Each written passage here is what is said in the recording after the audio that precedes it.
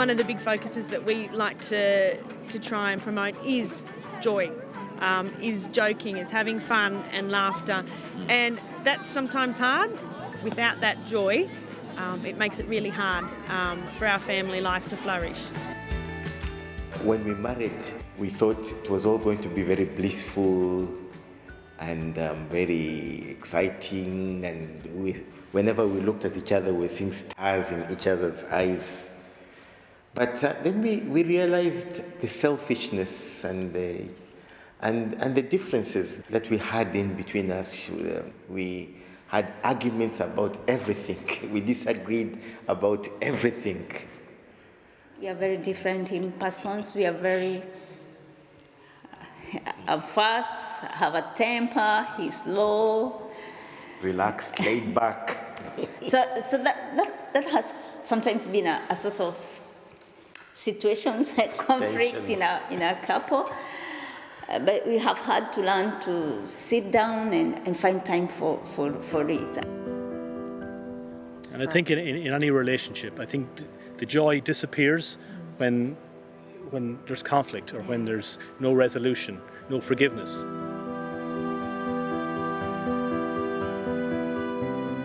Love is what makes the world go round. Love is our greatest joy. And yet we need only to look around us to observe that couples and families are undergoing a profound crisis.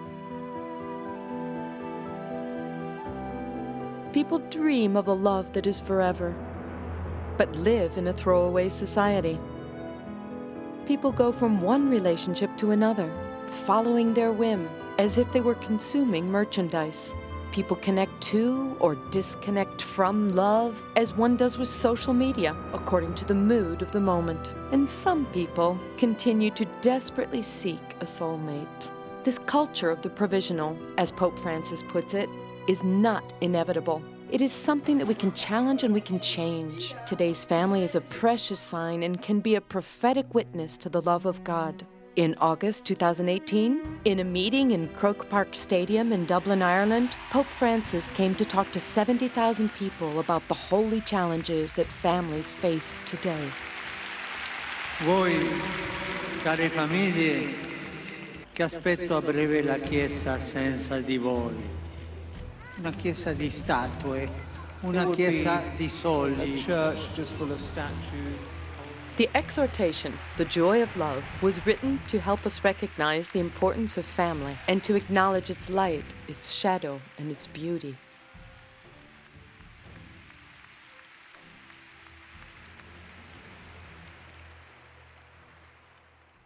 If we fail to learn how to rejoice in the well-being of others and focus primarily on our own needs, we condemn ourselves to a joyless existence.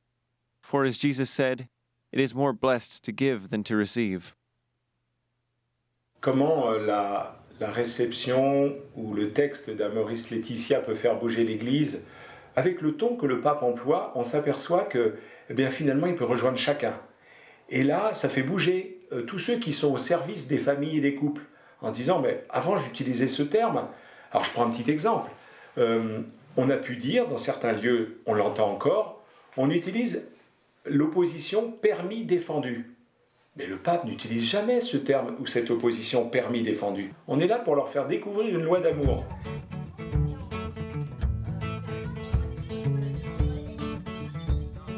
Every couple can find something nourishing in this long letter to families. The joy of love meets them where they are, on their own path. Couples must make choices over and over again throughout their whole lives. And yet today, many young people are afraid to commit, to lose their freedom, and to fail. And they wonder, what is the point of getting married, raising children, and staying faithful? Yet, could it be that rather than losing something, a couple who decides to create a stable relationship really gains something? And marriage, which might seem out of date, is really a path to life. Je pense que beaucoup de personnes, et d'ailleurs le pape le dit également, beaucoup de personnes suridéalisent l'amour conjugal et familial. Si bien que quand ils rencontrent des difficultés, ils ont tendance à tout envoyer balader en se disant, non pas que ils ne soient plus animés par le désir de l'idéal, mais ils se disent, puisqu'on a échoué sur certains points, c'est fini, et tant pis, on baisse les bras.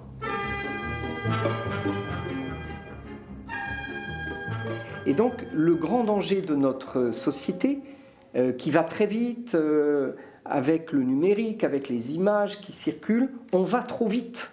Or, le temps de l'amour humain, c'est un temps qui est long. Et il faut accepter qu'on ne soit pas toujours au top. On n'est pas toujours dans l'idéal. L'essentiel, c'est de comprendre qu'on a vraiment commencé, mais quand on commence, il y a des balbutiements, on tombe. Oui, et donc, ce serait trop bête de s'arrêter de marcher parce qu'on est tombé sur le chemin. Et donc, je pense que c'est le grand message du pape, c'est le réalisme de l'amour. Consumerist propaganda presents a fantasy that has nothing to do with the reality. It is much healthier to be realistic about our limits, defects, and imperfections, and to respond to the call to grow together, to bring love to maturity, and to strengthen the union, come what may.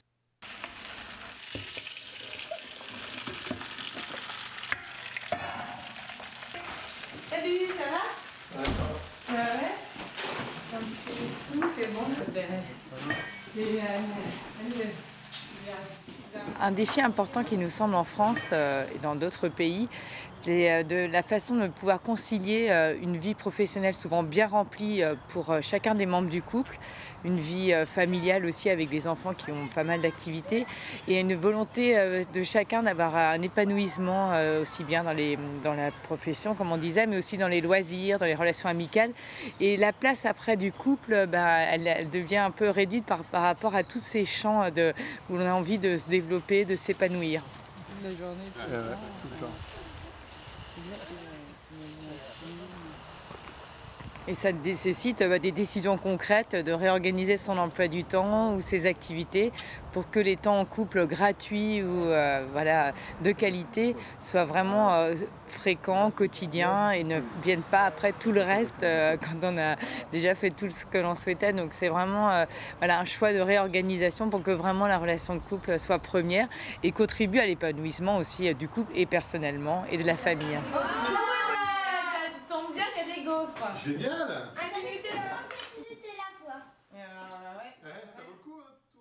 Dialogue is essential for experiencing, expressing, and fostering love in marriage and family life. Yet it can only be the fruit of a long and demanding apprenticeship.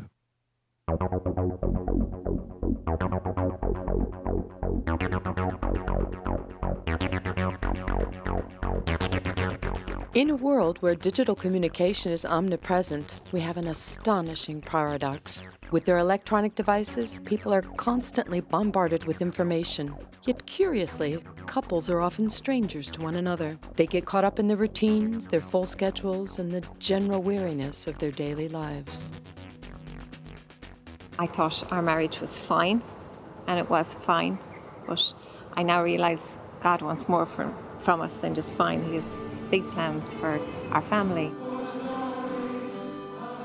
I think that was one of the big learnings for me. The challenge for me when I communicated with Louise after 13 years was when she was speaking, I was already giving her an answer, but not really listening to what she was saying. And, one of the challenges as a man for me is that when Louise would ask me something, my first reaction was to try and fix it or try and have an answer ready, where most of the time Louise wanted to communicate and let me know how she was feeling.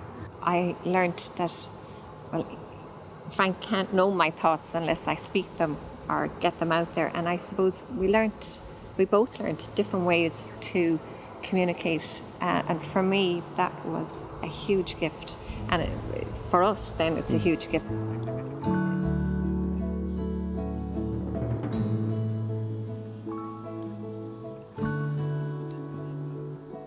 No, nasze małżeństwo jest długie i burzliwe, ale ono jest takie jak dobre wino, to znaczy z każdym rokiem staje się lepsze, o ile mu dobre warunki stworzyć. Więc zaczynaliśmy rzeczywiście z wielką miłością, z wielką wręcz namiętnością. ale to się szybko wypaliło ale mieliśmy decyzję rzeczywiście, żeby pójść tą drogą. I takim przełomowym momentem były rekolekcje Kany, gdzie rzeczywiście zaczęliśmy się razem modlić. I to był taki przełom, że ja się odważyłem mówić, co ja myślę.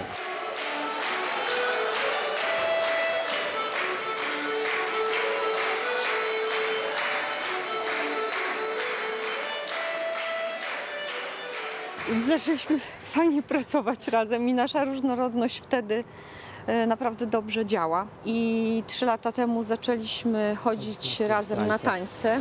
Bo w tangu trzeba tak sprawić, żeby partnerka się czuła dobrze i ona musi tak zrobić, żebym ja się poczuł dobrze.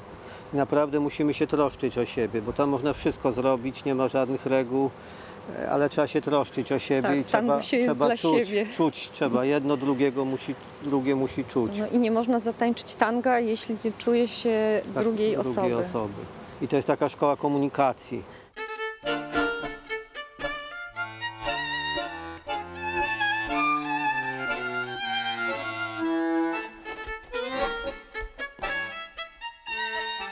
Une sorte d'outil qu'on utilise, qu'on pratique depuis longtemps. C'est ce qu'on appelle la relecture. C'est de se dire, par moments, savoir s'arrêter et puis de se dire, mais qu'est-ce qu'on a vécu ces derniers temps? Qu'est-ce qui s'est passé entre nous? Qu'est-ce qui s'est passé avec les enfants? Comment Dieu m'a parlé à travers ça? Des questions un peu de fond. Ça s'apprend, ça paraît simple, mais ça ne l'est pas tant que ça demande de la volonté. Mais quand on arrive à partager entre nous ce que l'on vit et non pas ce que l'on pense, surtout nous les hommes, on est fort pour dire ce qu'on pense, mais pas ce qu'on vit, eh bien là ça fait avancer. È vero, mi piace dire che nelle famiglie abbiamo bisogno di imparare 3 parole. 3 parole. 3 words. Tu le hai dette. 3 parole. Scusa, per favore e grazie. 3 parole. 3 words. Sorry, please, and thank you. Come erano 3 parole tutti? Can we say them again? Tutti. Sorry, please, and thank you. Another word. Sorry, please, and thank you. Non sento. I can't hear you. Thank you very much.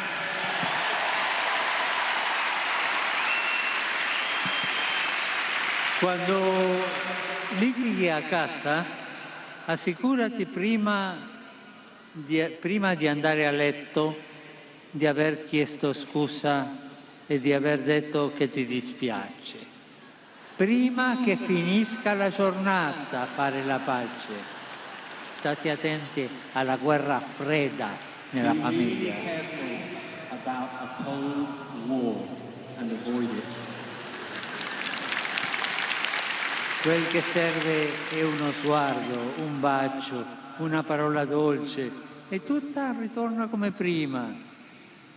Dico questo perché quando le famiglie lo fanno, sopravvivono. Thank you, sorry, and please are 3 words that can change your life. Many couples have experienced a change in their lives, sometimes even a radical change, through week-long Cana sessions offered by the Chemin Neuf community.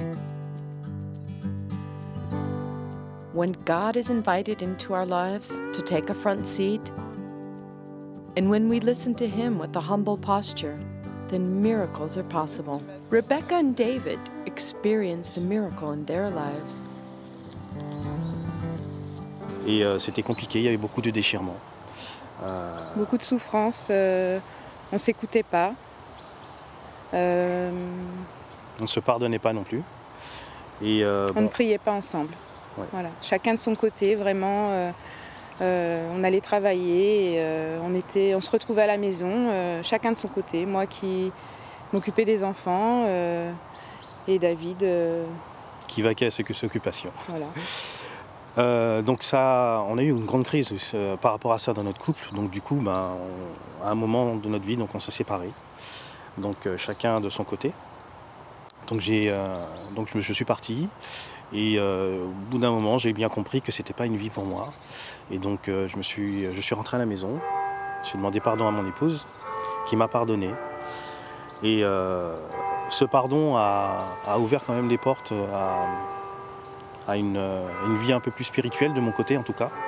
Et donc on a décidé de cheminer. L'idée aussi, ça a été de pouvoir vraiment remettre Jésus au milieu de nous. Donc réapprendre à se parler, s'écouter et à prier ensemble.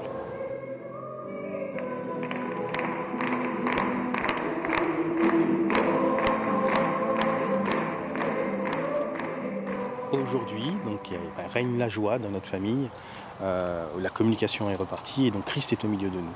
Oui, la joie et beaucoup d'amour surtout, beaucoup d'amour. Moi, ce qui m'a aidée, c'était de prendre conscience aussi qu'en couple, en fait, mon conjoint, c'est pas l'ennemi à abattre. C'est pas contre lui que je dois me battre, mais contre ce qui nous divise, contre ce qui nous fait du mal. Et donc, bien être capable de s'asseoir ensemble et partager un petit bout de vérité, un petit bout de chemin pour voir comment on peut avancer sur tel ou tel point, tel ou tel conflit. Comment on peut trouver des moyens ensemble pour combattre ce qui nous divise au lieu d'avoir cherché à avoir raison tout le temps, de se justifier.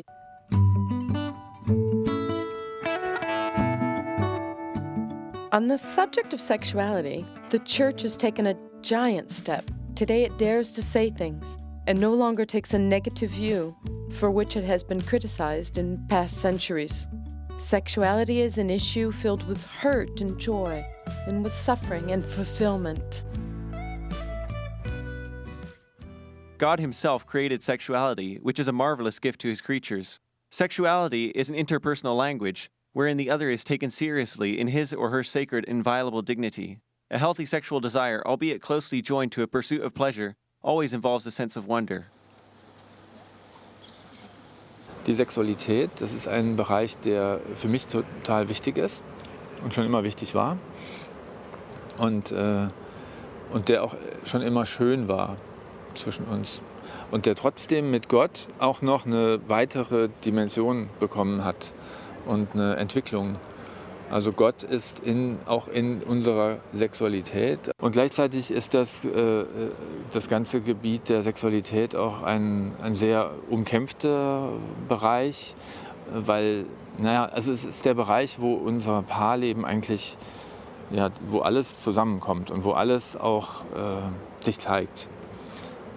Und umkämpft heißt, dass es viele Versuchungen gibt. Wir haben ja so ganz viele Bilder aus der Gesellschaft, wie Sexualität sein soll, wie sie funktionieren soll. Und dann haben wir auch diese ganzen Medien, dann haben wir die Pornografie. Und ich selber habe auf diesem Gebiet auch eine ganz wichtige Befreiung erlebt. Ja, ich habe einfach da ganz konkret erlebt, wie Gott auch heilen kann und wie er mich geheilt hat. Und ich habe gemerkt, dass ich bin ein Mensch, der gerne die Dinge im Griff hat, die Dinge gut plant, so ein bisschen auch die Kontrolle hat. Und das widerspricht total, eigentlich dem Konzept der Hingabe. Ja? Und auch, dass man da einfach auch mal die Kontrolle verliert oder auch ganz vertraut, wirklich ganz vertraut. Und, dass man da wirklich auch die Hoffnung haben kann, dass man die Sexualität erlebt, auch als reifes Paar, als sehr erfüllend erleben kann. Ja. Ça traverse toutes les cultures, qu'on soit en Asie, en Europe, en Amérique, en Afrique. Cette question de la sexualité, elle est centrale et elle est souvent vécue comme une souffrance. Alors il y a la joie, mais elle peut être limitée à la partie procréation, mais ça ne va pas au-delà. Et c'est vrai que l'Église a sa part, puisque l'Église a beaucoup insisté sur la procréation, avoir des enfants. Mais la procréation, c'est une toute petite partie de notre vie sexuelle. Hein, sur 40 ans ou des années de vie sexuelle, c'est une petite partie. Et j'étais ravi d'entendre le pape rééquilibrer cette partie-là en disant mais il y a une dimension unitive, une dimension de l'union qui est fondamentale, qui est première, parce que c'est celle qui nous rapproche l'un de l'autre, qui fait que notre amour va porter du fruit au-delà des simples enfants. Donc sur la sexualité, depuis le Concile Vatican II, grâce à Jean-Paul II et maintenant à Benoît XVI aussi, et puis François, on a une révolution sur ce thème-là. Donc avec une beaucoup plus grande ouverture, la réaffirmation d'ailleurs de ce qui a été dit depuis l'origine, que la sexualité humaine est bonne, que l'acte sexuel est bon, et même très bon, et que l'homme et la femme sont faits pour avoir des relations sexuelles l'un avec l'autre dans le cadre du mariage. Que la sexualité, c'est l'expression la plus accomplie de l'amour entre l'homme et la femme. L'homme et la femme ont le droit d'avoir du plaisir l'un par l'autre, un plaisir physique.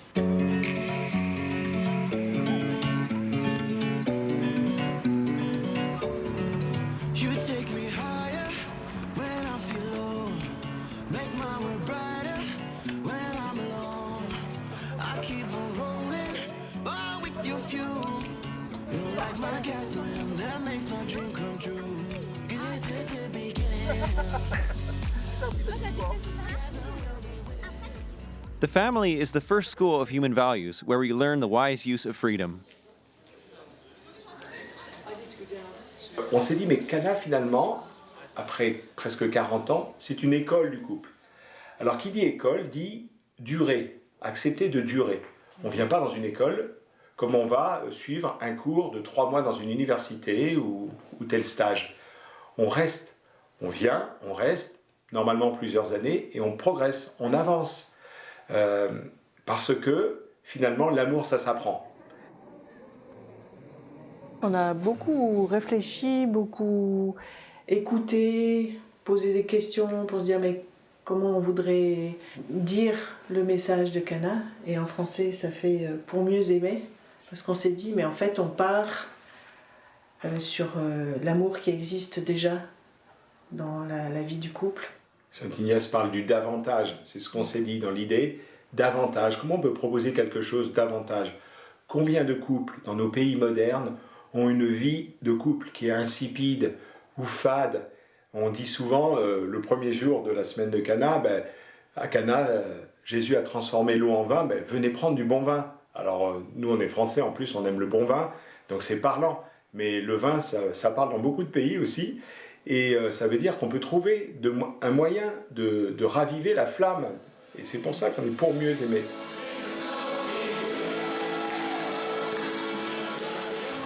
Sometimes joy is also a sign of not instant happiness. Joy is sometimes comes after suffering. Yeah. When we, in the middle of suffering, in the middle of misfortunes, oftentimes we are bounded and we could not see things through.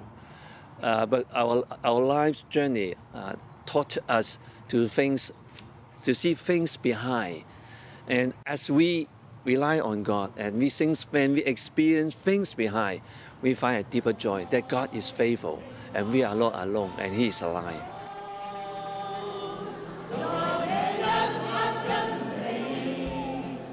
Ce qu'on a vécu pendant cette semaine Cana nous a... on est reparti amoureux, profondément amoureux l'un de l'autre d'une part, mais avec une joie profonde, quoi, quelque chose de changé, de nouveau. Le Seigneur, il avait vraiment fait quelque chose de nouveau pour nous. Et depuis d'ailleurs, ça nous a donné un désir grand de lui donner toute la place dans notre couple et de le suivre.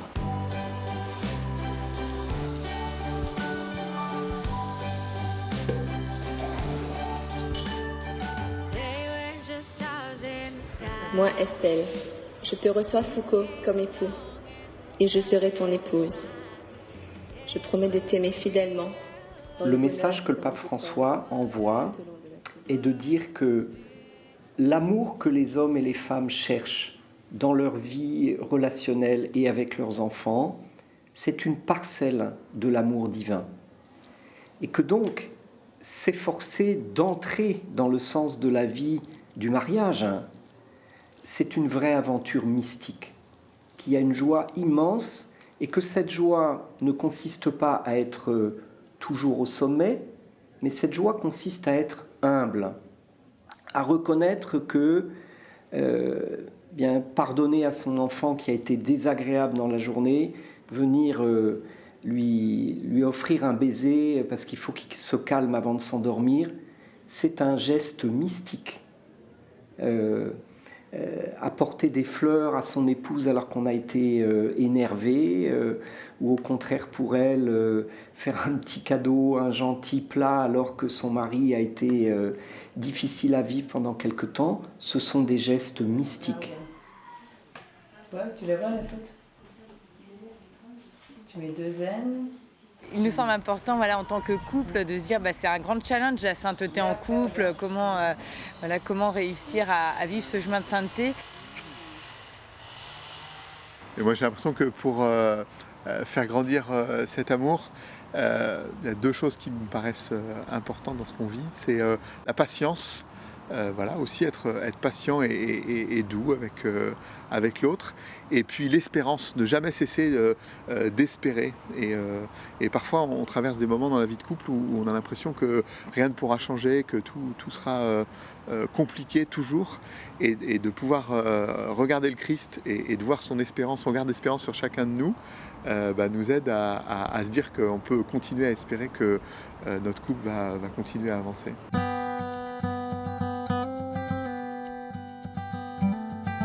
Let's listen to what Pope Francis says. The vocation to love and to holiness is not something reserved for a privileged few. No. Even now, if we have eyes to see, we can see it being lived out all around us. It is silently present in the heart of all those families that offer love, forgiveness, and mercy when they see the need and do so quietly without great fanfare.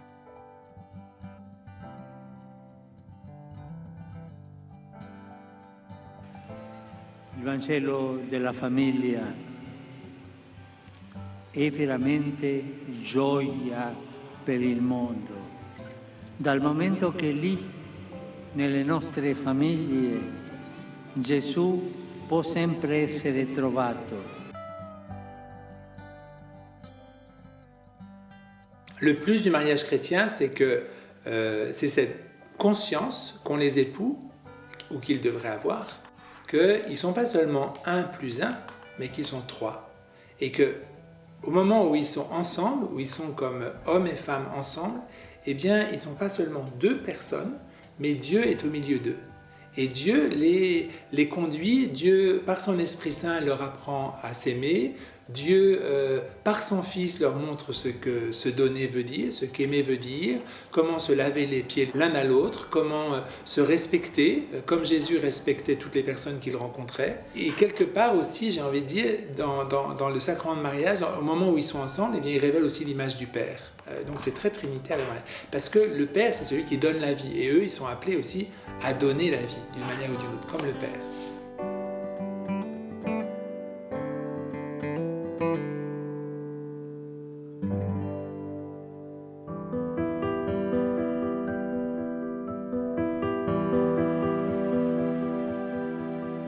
Love is patient. Love is kind. It does not envy. It does not boast. It is not proud. It does not dishonor others. It is not self-seeking. It is not easily angered. It keeps no records of wrongs. Love does not delight in evil, but rejoices with the truth. It always protects, always trusts, always hopes, always perseveres. Love never fails.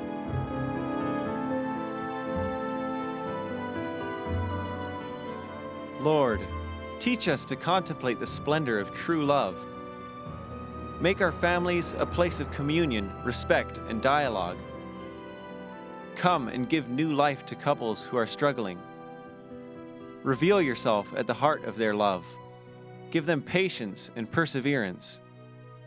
And may their joy be a witness for the world.